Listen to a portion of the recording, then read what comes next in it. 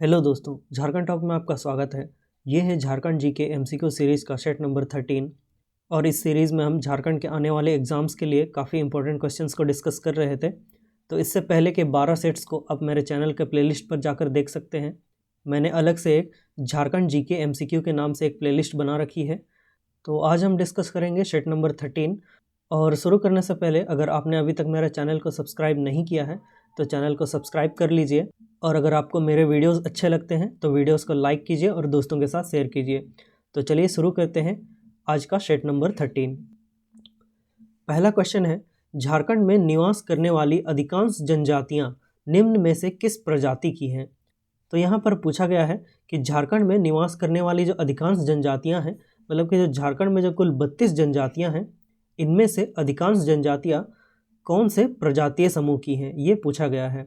तो झारखंड की जो अधिकांश जनजातियाँ हैं वो प्रोटो ऑस्ट्रेलियाइड जनजातीय समूह की हैं। तो इसका आंसर होगा ऑप्शन डी। इस प्रोटो ऑस्ट्रेलियाइड प्रजातीय समूह में झारखंड की लगभग 1-2 जनजातियों को छोड़कर लगभग सभी जनजातियाँ इस प्रजातीय समूह में आती हैं, जैसे कि संथाल, मुंडा, हो, ये सभी प्रोटो ऑस्ट्रेलियाइड जनजातीय समूह में आते हैं। इसके अलावा और भी है खड़िया, कोरवा और असुर, बिरहोर और ऐसे ही बहुत सारी जनजातियां हैं, सबर, माल पहाड़िया, सौरिया पहाड़िया, भूमिज, बिरहोर, कोल। तो ये सभी जनजातियां जो हैं वो सभी प्रोटो ऑस्ट्रेलियाइड प्रजातीय समूह में आती हैं। इसके अलावा और एक प्रजातीय समूह है द्रविड़ प्रजातीय समूह। इसमें है एक प्रमुख जनजाति उरांव, ये आपको याद रखना है। उरांव जो है ये प्रोटो ऑस्ट्रेलियाइड में नहीं आती है, ये द्रविड़ प्रजातीय समूह में है। और इसके अलावा इसमें कोंड भी है, कोंड जनजाति। तो मेनली ये 2 जनजातियां हैं जो द्रविड़ प्रजातीय समूह में आती हैं, और बाकी लगभग सभी जनजातियां प्रोटो ऑस्ट्रेलियाइड प्रजातीय समूह की हैं। तो इसलिए यहाँ पूछा गया है कि अधिकांश जनजातियाँ जो हैं वो किस प्रजातीय समूह की हैं। तो इसका आंसर है ऑप्शन डी, प्रोटो ऑस्ट्रेलियाइड। अगला क्वेश्चन है, वैदिक साहित्य में छोटानागपुर क्षेत्र के लिए किस शब्द का प्रयोग किया गया है? तो यहाँ नामकरण से क्वेश्चन है। मैंने काफ़ी बार आपको बताया है कि ये जो नामकरण है झारखंड क्षेत्र का या झारखंड का, वो काफ़ी इम्पोर्टेंट है। पहले झारखंड को अलग अलग नामों से जाना जाता था। जैसे वैदिक साहित्य में जो झारखंड का छोटानागपुर क्षेत्र है उसको खुकरा बोला जाता था। तो इसका आंसर होगा ऑप्शन डी। मुगल काल में पूरे झारखंड क्षेत्र को ही खुकरा बोला जाता था। जो मुगल समय था, मुगल काल था, उस समय झारखंड को खुकरा बोला जाता था। और खुकरा जो है ये नागवंश की राजधानी थी। जो नागवंश था इसकी राजधानी थी, और नागवंश के जो राजा थे भीमकर्ण, इसने नागवंश की राजधानी खुकरा को बनाया था। और ये राजधानी बनी थी 1122 में। इससे पहले चुटिया राजधानी थी। चुटिया से हटाकर भीमकर्ण ने खुकरा को नागवंश की राजधानी बनाया था। और यहाँ जो ये किक्कट दिया गया है, ये भागवत पुराण में जो झारखंड है उसको किक्कट प्रदेश कहा जाता था भागवत पुराण में। और यहाँ जो ये पुंड दिया गया है, ये पुंड झारखंड को ऐतरेय ब्राह्मण में कहा गया है, ऐतरेय ब्राह्मण में। और ऐतरेय ब्राह्मण में ही झारखंड क्षेत्र का प्रथम साहित्यिक उल्लेख मिलता है, और इसको पुंड कहा गया है ऐतरेय ब्राह्मण में। तो यहाँ पूछा है कि वैदिक साहित्य में छोटानागपुर क्षेत्र के लिए किस शब्द का प्रयोग होता था? तो ये होता था खुकरा। तो इसका आंसर है ऑप्शन बी। अगला क्वेश्चन है, किस पुरापाषाण कालीन स्थल से भूल भुलैया की आकृति, अंतरिक्ष, जहाज, नक्षत्र आदि के चित्र पाए गए हैं? तो यहाँ पूछा है कि इनमें से किस पुरापाषाण कालीन स्थल से भूल भुलैया की आकृति, अंतरिक्ष, जहाज और नक्षत्र यानी कि जो अंतरिक्ष के जो तारे इत्यादि है उसके चित्र मिले हैं? तो ये मिले हैं इसको से। तो इसका आंसर हो जाएगा ऑप्शन सी। और इसको कहाँ है? ये हजारीबाग है। हजारीबाग में जो इसको में जो गुफाएं हैं, वहाँ की गुफाओं से ये सभी क्षेत्र मिले हैं। और इसके अलावा हजारीबाग की बात करें तो यहाँ पर बोकारो जलप्रपात है, बोकारो जलप्रपात यहाँ पर है। और इसके अलावा यहाँ पर कई सारे गर्म जलकुंड हैं। गर्म जलकुंड, आपने सूर्य कुंड सुना होगा, ये पूरे भारत का सबसे गर्म जलकुंड है। इसका जो तापमान है वो लगभग 88 डिग्री सेल्सियस है। और इसके अलावा यहाँ पर हरहद है, ये भी गर्म जल कुंड है। इसके अलावा कावा गर्म जल कुंड है और इसके अलावा टाइगर गर्म जल कुंड है। तो ये सभी जो गर्म जल कुंड है वो हजारीबाग में है। और हजारीबाग के ही जो इस्को की गुफाएं हैं, यहीं से ये भूल भुलैया की आकृति, अंतरिक्ष, जहाज और नक्षत्र आदि के चित्र पाए गए हैं। तो इसका आंसर होगा ऑप्शन सी। अगला क्वेश्चन है, निम्न में से किस जनजाति को झारखंड की प्राचीन जनजाति माना जाता है? तो यहाँ इन चारों में से वो कौन सी जनजाति है जिसको झारखंड की प्राचीन जनजाति माना जाता है? तो ये होगी बिरहोर जनजाति। इसका आंसर होगा ऑप्शन ए। और इस बिरहोर जनजाति की बात करें तो ये मुंडारी भाषा के दो शब्दों से मिलकर बनी है, बिर प्लस होर। ये मुंडारी भाषा के दो शब्द हैं और ये बिर का मतलब होता है जंगल और होर का मतलब होता है आदमी। तो ये जो बिरहोर है इसका मतलब हुआ जंगल का आदमी।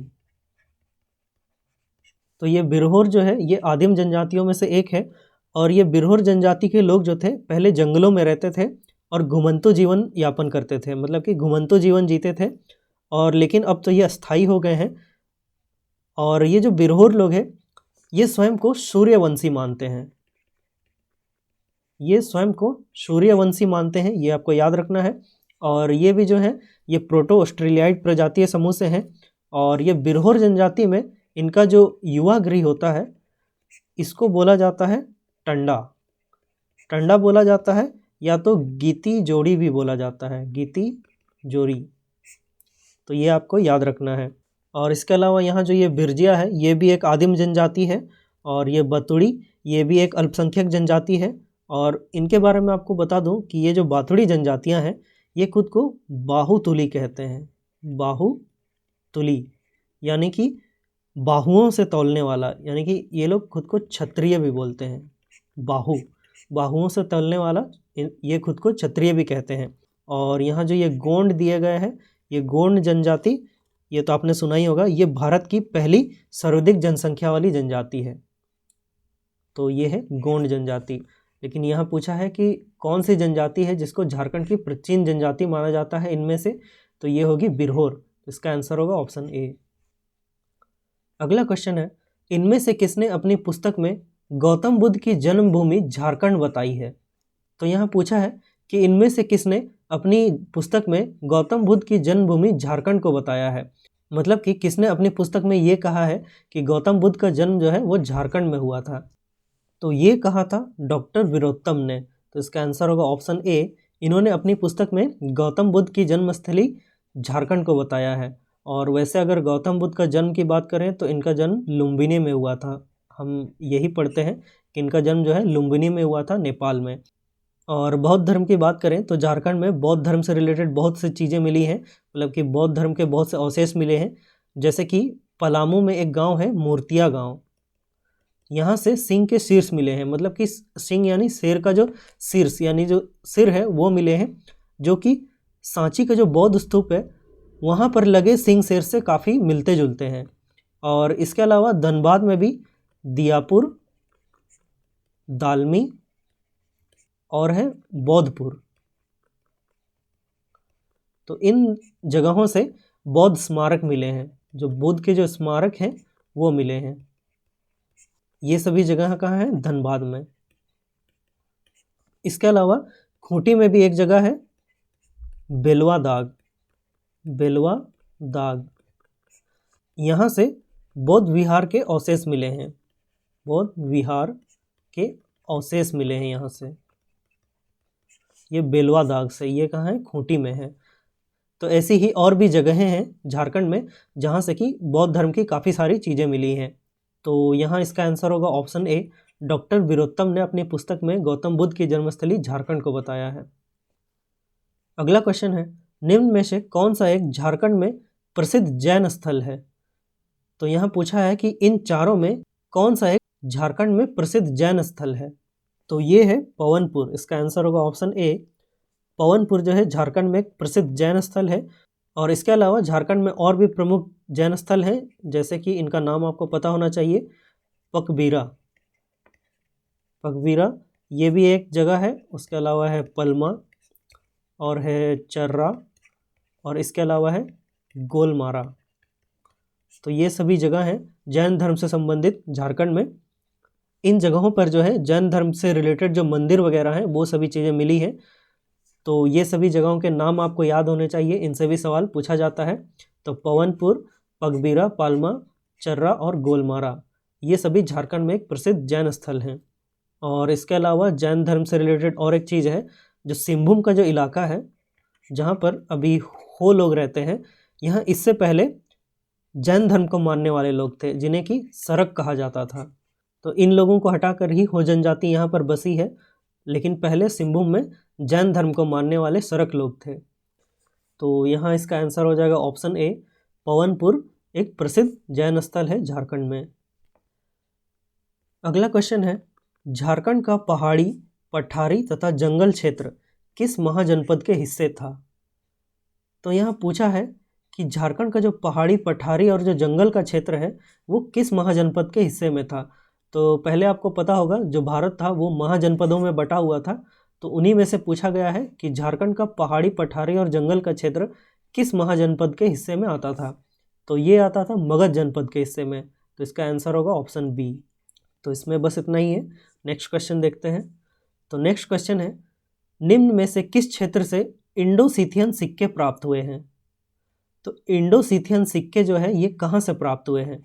तो ये प्राप्त हुए हैं चाईबासा से। इसका आंसर होगा ऑप्शन सी, चाईबासा से जो है वो इंडो सीथियन सिक्के मिले हैं। और इसके अलावा भी जो सिंहभूम है यहाँ से रोमन सम्राटों के सिक्के मिले हैं। जो रोमन सम्राट थे उनके सिक्के यहाँ से मिले हैं। और इसके अलावा ये जो रांची है यहाँ से जो सम्राट कनिष्क है उसके सिक्के मिले हैं। कनिष्क के सिक्के रांची से मिले हैं। तो ये आपको पता होना चाहिए कि सिंहभूम से रोमन सम्राट के सिक्के मिले हैं और रांची से कनिष्क के सिक्के मिले हैं, और जो इंडो सीथियन सिक्के हैं वो चाईबासा से मिले हैं। तो इसका आंसर हो जाएगा ऑप्शन सी, चाईबासा से इंडो सीथियन सिक्के मिले हैं। अगला क्वेश्चन है, रक्सैल राजवंश की स्थापना किस जिले में हुई थी? तो यहाँ रक्सैल राजवंश के बारे में पूछा गया है। तो आपको बता दूं कि झारखंड में जो है वो शुरुआत में प्रमुख 3 राजवंश थे। 3 राजवंश कौन कौन से थे? जो छोटानागपुर खास है, छोटानागपुर खास का नागवंश, और इसके अलावा सिंहभूम का था सिंह वंश, और तीसरा था ये पलामू का रक्सैल वंश। तो ये तीनों ही राजवंश शुरुआत में थे, महत्वपूर्ण राजवंश थे। तो यहाँ ये रक्सैल राजवंश के बारे में पूछा है कि ये कौन से जिले में हुई थी? तो ये हुई थी पलामू में। इसका आंसर होगा ऑप्शन बी। और ये रक्सैल जो थे ये खुद को राजपूत कहते थे, ये खुद को राजपूत वंश के कहते थे।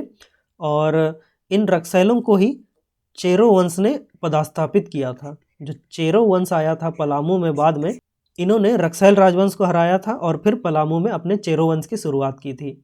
तो यहाँ रक्सैल राजवंश की स्थापना किस जिले में हुई थी ये पूछा है, तो ये था पलामू में। इसका आंसर हो जाएगा ऑप्शन बी। अगला क्वेश्चन है, पणिमुकुट राय ने किस राजवंश की स्थापना की थी? तो यहाँ पूछा है कि पणिमुकुट राय ने कौन से राजवंश की स्थापना की थी? तो ये थी नागवंश।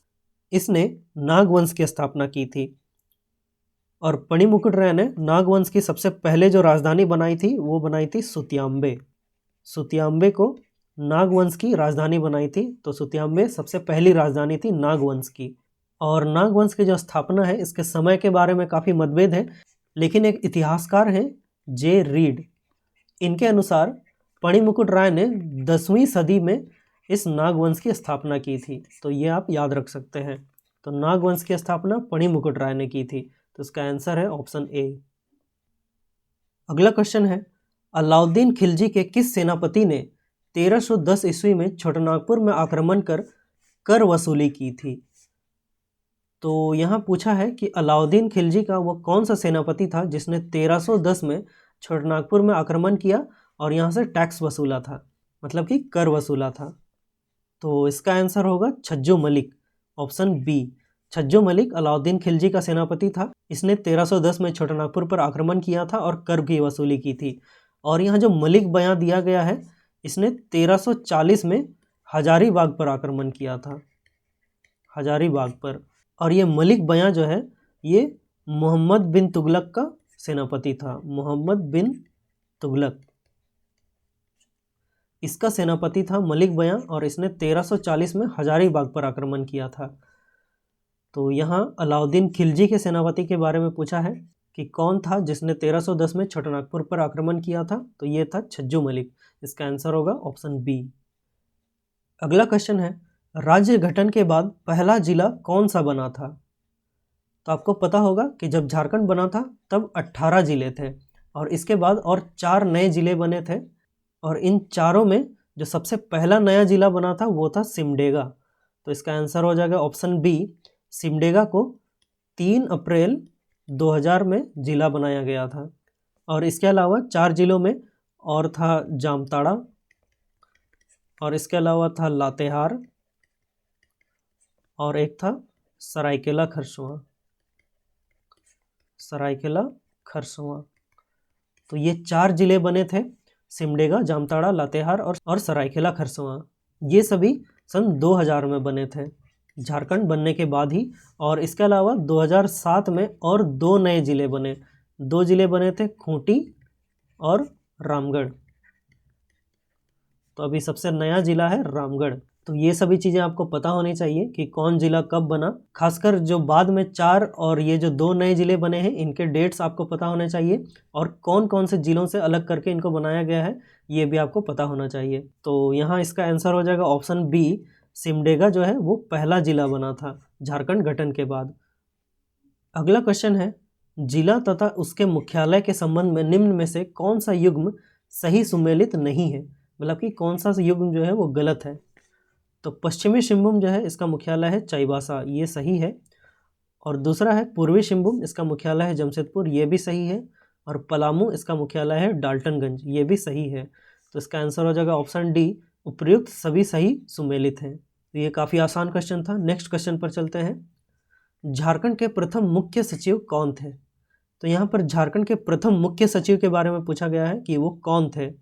तो ये थे BS दुबे। इसका आंसर हो जाएगा ऑप्शन बी।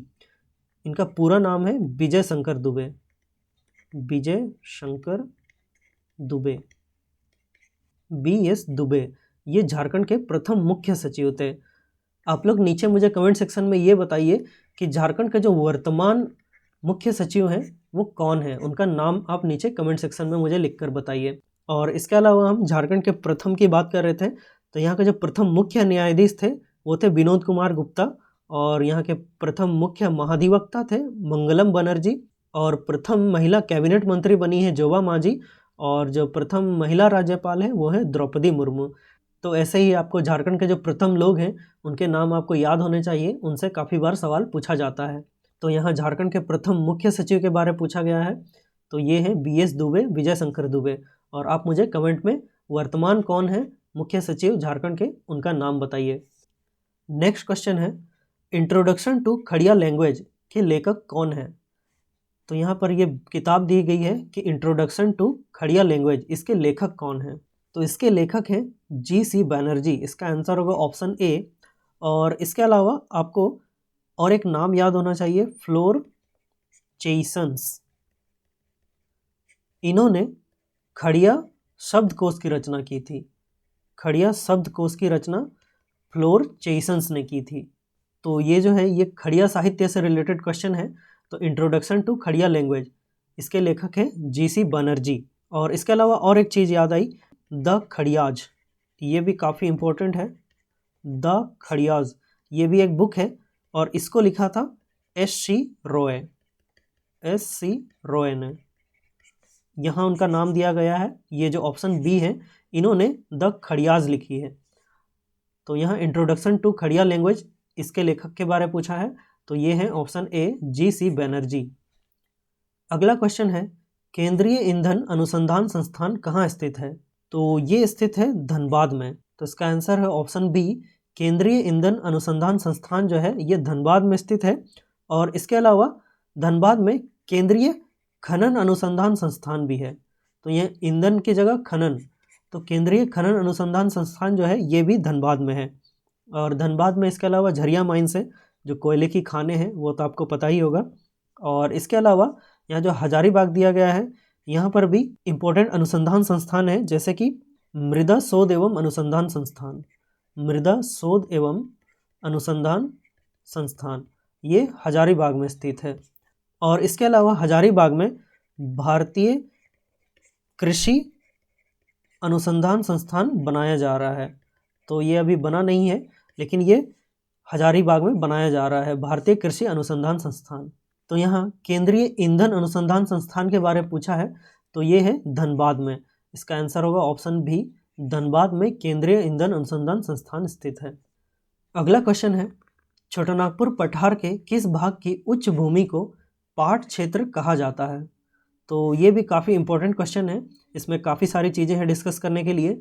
तो सबसे पहले हम इसका आंसर देखते हैं कि छोटानागपुर के किस भाग की उच्च भूमि को पाट क्षेत्र कहा जाता है? तो ये कहा जाता है पश्चिमी भाग को। तो इसका आंसर होगा ऑप्शन बी, छोटानागपुर पठार के जो पश्चिमी भाग है उसकी उच्च भूमि को पाट क्षेत्र कहा जाता है। तो झारखंड का जो धरातलीय स्वरूप है, धरातलीय स्वरूप, इसको 4 भाग में बांटा गया है। इसमें से एक है पाट क्षेत्र, जिसको कि पश्चिमी पठार भी बोला जाता है, क्योंकि ये पश्चिम की ओर स्थित है तो इसीलिए इसको पश्चिमी पठार भी बोला जाता है। और इसके अलावा है रांची पठार, और तीसरा है हजारीबाग पठार, हजारीबाग पठार, और चौथा है निचली घाटी, निचली घाटी एवं मैदानी क्षेत्र। तो इन 4 भागों में झारखंड के धरातलीय स्वरूप को बांटा गया है। हजारीबाग पठार को भी और 2 भाग में बांटा गया है, तो उसकी बात हम अभी नहीं करेंगे। तो इनमें से ये पाट क्षेत्र जो है ये झारखंड का सबसे ऊंचा भूभाग है। जो पारसनाथ पहाड़ी है उसको छोड़कर ये जो पाट क्षेत्र है वो झारखंड का सबसे ऊंचा भूभाग है। और पाट क्षेत्र का जो मतलब होता है, इसका मतलब होता है समतल जमीन, समतल जमीन इसका मतलब होता है पाट क्षेत्र का मतलब। और ये जो पाट क्षेत्र है, इस पाट क्षेत्र का जो विस्तार है वो रांची के उत्तर पश्चिमी इलाके से पलामू के दक्षिणी छोर तक है। तो आपको अगर मैप अच्छे से याद होगा तो आप समझ पा रहे होंगे कि रांची का जो उत्तर पश्चिमी इलाका है वहाँ से पाट क्षेत्र शुरू होकर पलामू के दक्षिणी छोर तक जाता है। और पाट क्षेत्र जो है वो त्रिभुजाकार है, मतलब इस तरह का है, त्रिभुज के आकार का है। और इसका जो ऊपरी भाग है इसको बोला जाता है टाण, और इसका जो निचला हिस्सा है उसको बोला जाता है दोन। और इस क्षेत्र की समुद्र तल से जो औसत ऊंचाई है वो भी पूछा जाता है कभी कभी, तो वो है 900 मीटर इसकी औसत ऊंचाई है। और इस क्षेत्र में आपने सुना होगा नेतरहाट है। नेतरहाट जो है वो झारखंड के ऊंचे स्थान में है, लातेहार में, तो ये भी पाट क्षेत्र में आता है। और नेतरहाट की जो ऊंचाई है वो है 1180 मीटर। तो ये नेतरहाट का जो इलाका है उसकी ऊंचाई है। और इस पाट क्षेत्र में 2 मुख्य पहाड़ियाँ हैं, उन पहाड़ियों के नाम है शानू और दूसरी है सराऊ। तो ये मुख्य पहाड़ियाँ हैं इस पाट क्षेत्र में, इन दोनों का नाम भी आपको पता होना चाहिए। तो ये सभी चीज़ें हैं इस पाट क्षेत्र के बारे में। और इसके अलावा जो बाकी हैं इन सभी को भी हम कभी नेक्स्ट क्वेश्चंस में डिस्कस करेंगे। तो यहाँ पर इसका आंसर होगा ऑप्शन बी, छोटानागपुर पठार की जो पश्चिमी भाग की जो भूमि है वो पाट क्षेत्र कहलाती है। अगला क्वेश्चन है, निम्न में से कौन सी भारत की पहली बहुउद्देशीय नदी घाटी परियोजना है जिसका आरंभ 1948 में हुआ था? तो यहाँ पूछा है भारत की पहली बहुउद्देशीय नदी घाटी परियोजना इसके बारे में कि जिसका आरंभ 1948 में हुआ था, वो कौन सी है? तो ये है दामोदर नदी घाटी परियोजना। इसका आंसर होगा ऑप्शन ए, जो दामोदर नदी घाटी परियोजना है यानी कि दामोदर वैली कॉर्पोरेशन डीवीसी जो है, ये भारत की पहली बहुउद्देशीय नदी घाटी परियोजना है। इसकी शुरुआत हुई थी 1948 में और इसका जो मुख्यालय है वो कोलकाता में है, मुख्यालय कोलकाता में है। और ये जो दामोदर नदी घाटी परियोजना है ये झारखंड यानी कि हमारे राज्य और पश्चिम बंगाल दोनों की संयुक्त परियोजना है। और इस परियोजना के अंतर्गत 8 बड़े बांध बनाए गए हैं, उनके नाम मैं आपको बता देता हूँ, जैसे कि तिलैया, मैथन, बाल पहाड़ी, पंचेत, अय्यर, बेरमो और बोकारो, और इसके अलावा है कोनार बांध। तो ये सभी 8 बड़े बांध इस दामोदर नदी घाटी परियोजना के अंतर्गत बनाए गए हैं। तो इसका आंसर है ऑप्शन ए, दामोदर नदी घाटी परियोजना यानी कि DVC Damodar valley corporation Bharat की पहली बहुउद्देशीय नदी घाटी परियोजना है जिसका आरंभ 1948 में हुआ था। अगला क्वेश्चन है, मुकुंद नायक को कब पद्मश्री पुरस्कार से सम्मानित किया गया था? तो मुकुंद नायक, इसका नाम आप सबने सुना होगा। ये मेनली झूमर जो लोक नृत्य है, झूमर, इससे संबंधित है और इसके अलावा ये क्षेत्रीय गायक भी है और ये सॉन्ग राइटर भी हैं, यानी कि गाने भी लिखते हैं। लेकिन ये जो झूमर लोक नृत्य है इनसे मेनली रिलेटेड है और इनको 2017 में पद्मश्री दिया गया था। तो इसका आंसर होगा ऑप्शन डी। और इसके अलावा इनको संगीत नाटक अकेडमी अवार्ड भी दिया गया है, संगीत नाटक अकेडमी अवार्ड ये भी इनको दिया गया है और ये दिया गया है इनको 2019 में। तो ये संगीत नाटक अकेडमी अवार्ड भी इनको दिया गया है 2019 में। और यहाँ पूछा है कि मुकुंद नायक को कब पद्मश्री से सम्मानित किया गया था? तो ये किया गया था 2017 में। इसका आंसर होगा ऑप्शन डी।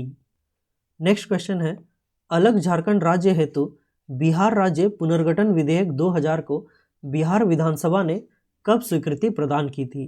तो यहाँ क्वेश्चन है कि अलग झारखंड राज्य बनाने के लिए बिहार राज्य पुनर्गठन विधेयक 2000 को बिहार विधानसभा से कब स्वीकृति प्रदान की गई थी? तो इसका आंसर हो जाएगा ऑप्शन सी, 25 अप्रैल 2000 को। इस पुनर्गठन विधेयक को बिहार विधानसभा से स्वीकृति प्रदान की गई थी। तो उस समय की जो राबड़ी देवी सरकार थी, यानी कि बिहार में उस समय राबड़ी की जो सरकार थी, उसने 25 अप्रैल 2000 को पृथक झारखंड राज्य बनाने के लिए जो ये बिहार राज्य पुनर्गठन विधेयक है उसको 25 अप्रैल 2000 को स्वीकृति प्रदान की थी। तो इसका आंसर हो जाएगा ऑप्शन सी। और इसी के बाद 15 नवंबर को हमारा जो अलग झारखंड है, 15 नवंबर 2000 को हमारा अलग झारखंड राज्य बना और इस दिन 15 नवंबर 2000 को हम झारखंड स्थापना दिवस मनाते हैं। तो ये था हमारा आज का लास्ट क्वेश्चन। इस वीडियो में बस इतना ही। अगर इस वीडियो के किसी क्वेश्चन से आपको डाउट है तो आप नीचे कमेंट सेक्शन में मुझसे पूछ सकते हैं। और इसके अलावा अगर आपको ये वीडियो अच्छा लगा तो वीडियो को लाइक और शेयर कीजिए और चैनल को सब्सक्राइब कीजिए। आप मेरे वीडियो के अपडेट्स पाने के लिए मेरे टेलीग्राम चैनल पर जुड़ सकते हैं, झारखंड टॉक नाम से ये टेलीग्राम चैनल है। और इसके अलावा आप मुझे यहाँ मेल भी कर सकते हैं। तो मिलते हैं नेक्स्ट वीडियो में। Thank you so much. जोहार।